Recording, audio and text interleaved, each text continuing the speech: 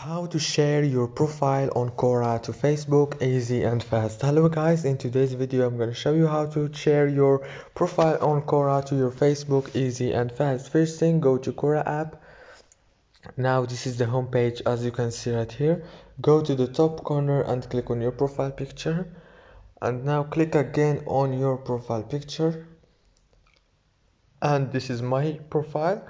Now if you want to share it to Facebook, all what you have to do is easy. First thing, click here on this option, on this icon, and here you go. Now you can choose Facebook newsfeed or Facebook groups. As you can see, it's very easy, and if this video was helpful, please don't forget to like and subscribe, and thank you so much for watching this video until the end.